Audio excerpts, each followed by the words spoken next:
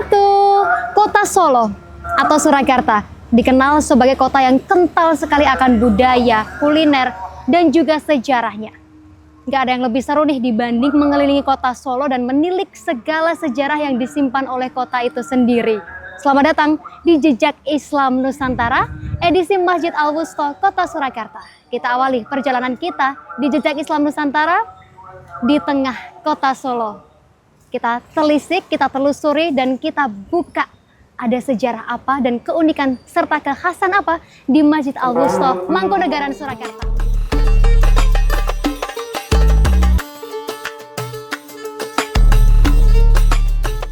Berdiri di sisi barat Pura Mangkunegaran, Masjid Al-Wusta tergolong masjid bersejarah yang didirikan Pangeran Sambernyawa atau dikenal sebagai Mangkunegara I. Al-Wusta didirikan bersamaan Kadipaten atau Pura Mangkunegaran kurang lebih tahun 1757. Masjid Al-Wusta tak hanya tempat ibadah biasa, tapi juga punya sejarah panjang yang menarik. Lokasinya strategis, ada di tengah kota Surakarta, tepatnya di seberang barat Pura Mangkunegaran. Bangunan ini merupakan satu dari banyaknya wisata religi di kota Solo. Begitu masuk, tribuners bakal melihat kaligrafi yang khas dan megah. Dulunya masjid ini berdiri di Kauman Pasar Legi sampai 30 tahunan. Setelah era Mangkunegaran IV sekitar tahun 1853, masjid dipindahkan di Jalan Kartini. Dipindahkan ke sini agar ketika para Nayoko dalem, Sentono dalem, abdi dalem mau salat, salatnya tidak terlalu jauh. Di tahun itu, bangunan masjid hanya berupa tempat salat tanpa adanya menara, adanya serambi dan bagian-bagian masjid lainnya. Ini memang betul bahwa posisi masjid di sini, yang sekarang ini kita nikmati ini adalah dulunya itu bertempat di Kampung Kauman Pasar Legi. Kalau sekarang ini menjadi Kampung Kestalan. Nah, dulu tempatnya di situ. Nah, oleh Mangkunegara pertama itu yang mendirikan itu adalah atas prakarsa Mangkunegara pertama atau Raden Mas Said ataupun yang dikenal dengan Pangeran Sambernyawa. Beliau itu mendirikan masjid itu berada di Kampung Kauman Pasar Legi. Mulai dari Mangkunegara pertama, kedua, ketiga, ini posisi masjid tetap di Kampung Kauman Pasar Legi. Baru setelah Mangkunegara keempat, beliau itu menjadi Adipati Mangkunegara yang keempat. Beliau berinisiatif untuk memindahkan masjid yang dulunya itu bertempat di Kampung Kauman, itu didekatkan dengan Pura Mangkunegaran, Jakarta. Dikandung maksud adalah satu, para sentono dalem, abdi dalem, itu kalau berjamaah ini lebih dekat daripada ke Kampung Kauman. Ini beliaunya ini dengan tujuan itu. Yang kedua, masjid yang dulu agak kecil ini setelah dipindah ke sini tahun 1878 oleh Mangkunegara IV ini diperlebar. Di tempat ini dulu ini adalah tempat tinggalnya Patih Sindurjo, patihnya Kasunanan. Karena Mangkunegara tidak punya rumah, akhirnya tempat ini dijadikan tempat tinggal, dan setelah itu beliau mewakafkannya ini untuk memindahkan masjid yang di Kauman itu dipindah ke sini dan diperlebar, diperbesar oleh Mangkunegara IV. Tapi belum ada menara, belum ada gapura, belum ada maligin, belum ada mihrab yang di depan. Ini jadi masih asli, belum ada. Ini hanya baru bangunan utama dan serambi. Jadi belum ada tambahan gapura maupun menara maupun maligin. Di era Mangkunegaran VII, sekitar tahun 1919, masjid dikembangkan menjadi lebih besar berikut serambi, menara, dan gapura. Sementara maligi di Masjid Al-Wusta Mangkunegaran merupakan bangunan yang dulunya digunakan untuk khitan atau sunat. Bangunan ini berbentuk lingkaran kecil yang berada di halaman selatan masjid.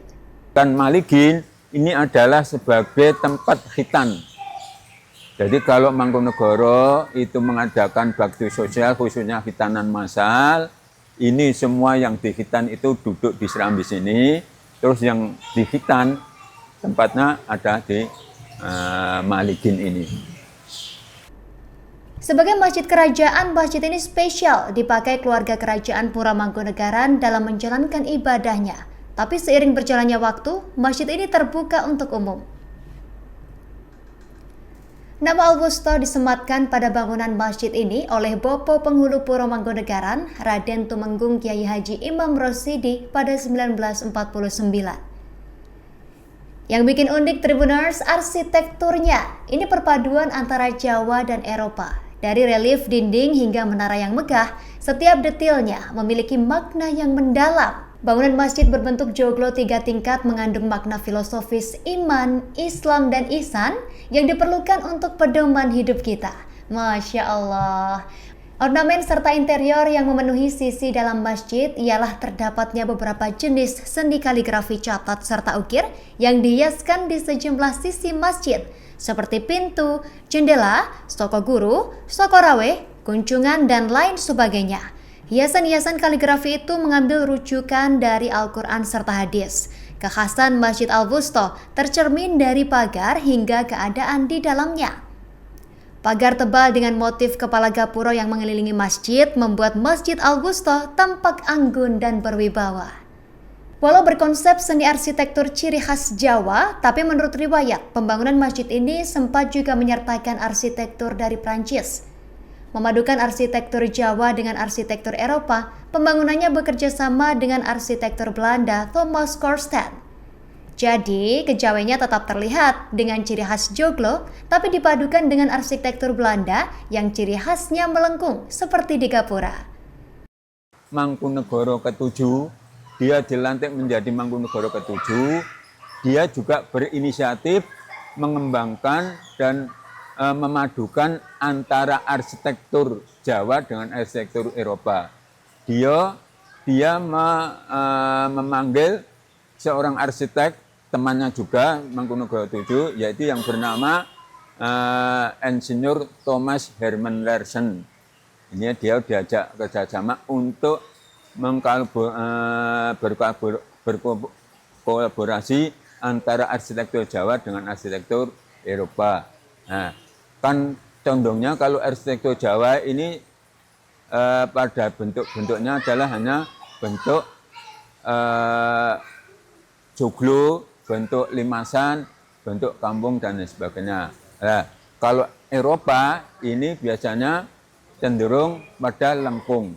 Nah, ini dia padukan antara arsitektur Jawa dengan arsitektur Eropa oleh Mangkunegara 7, sehingga beliau membuat atau menambah, yaitu dengan adanya gapuro di Serambi ini, ya, gapuro keliling Serambi ini, terus gapuro di luar. Nah, ini tanah ini kurang lebih sejumlah 4.200 meter persegi. Dengan menambah mendirikan menara sama Maligin mihrab ini yang ada di depan ini, mihrab ini. Ya, ini tahun berapa? Yaitu sekitar tahun 1917, 19 ya, 19 sampai sekarang ini. Jadi, lah menara ini mulai dibangun tahun 1917, ini selesai tahun dibangun mulai tahun 1919, selesai tahun 1926. Nah, pada tahun 1926, renovasi masjid pun selesai dan diadakan salat Jumat untuk pertama kalinya. Menara sama Maligin ini selesai tahun 1926.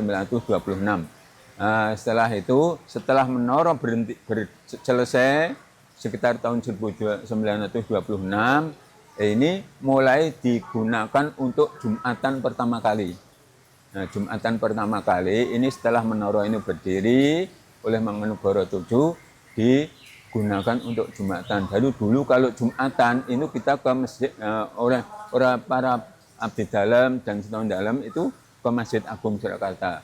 Baru sekitar tahun 1926 sudah ada masjid menara, sudah ada mihrab, sudah ada Maligin dan sebagainya. Ini digunakan untuk Jumatan pertama kali oleh Mangkunagaran 7. Makna dari Al-Wusta adalah tengah-tengah, karena secara geografis terletak di tengah-tengah kota Surakarta. Kemudian lebih kecil dari Masjid Agung, tetapi lebih besar dari Masjid Laweyan dan Kepatihan, baik dari segi luas tanah sampai bangunannya. Nama Al-Wusta ini adalah setelah era kemerdekaan. Oleh siapa? Oleh penghulu Puro Mangkunagaran Surakarta yang bernama Kiai Haji Raden Mas Imam Rosyidi. Ini tahun 1949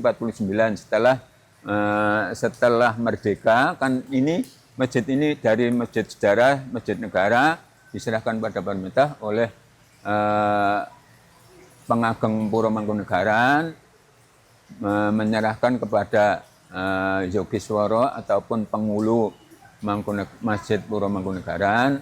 Ini diberi nama Al-Wusta. Al-Wusta adalah maknanya tengah-tengah. Digantung tengah-tengah apa?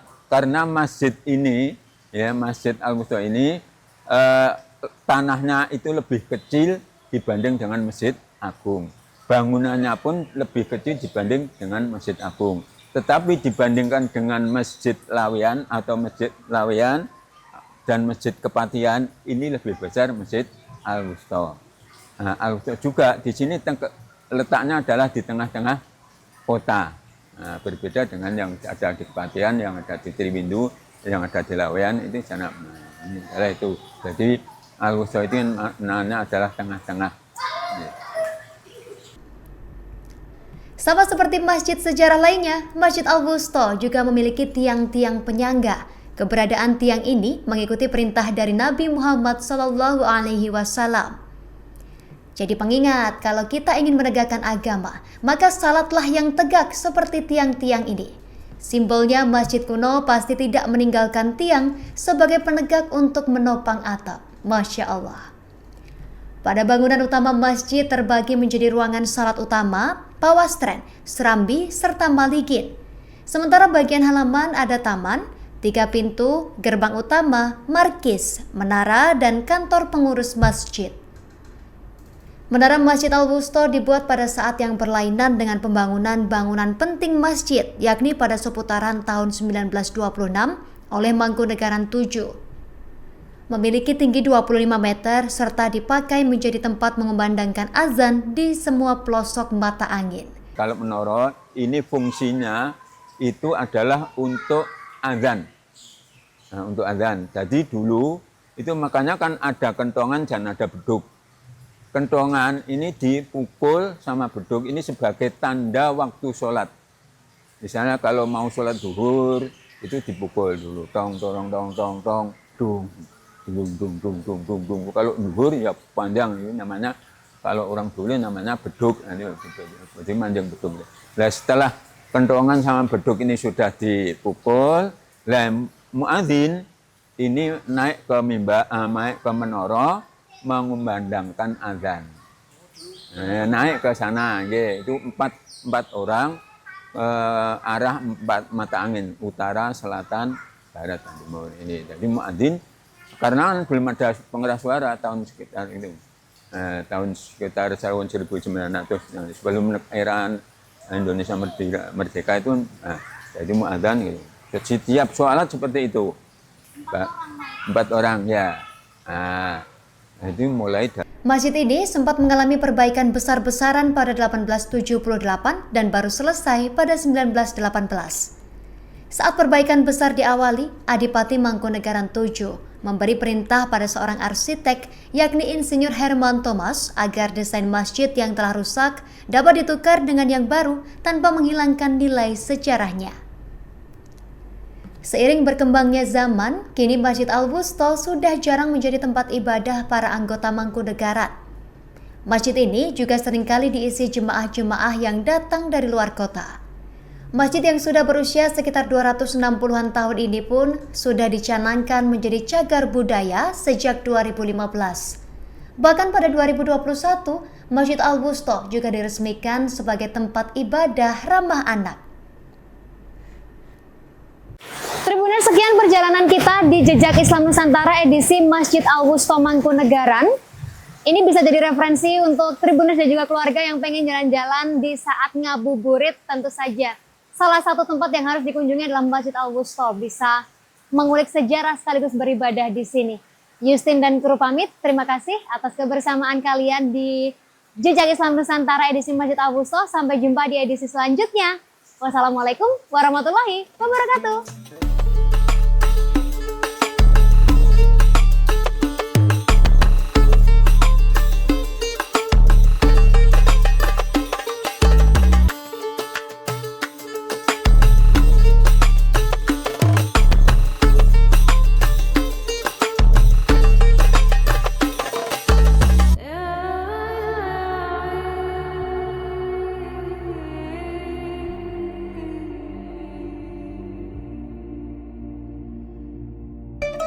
Download Tribun X sekarang, menghadirkan lokal menjadi Indonesia.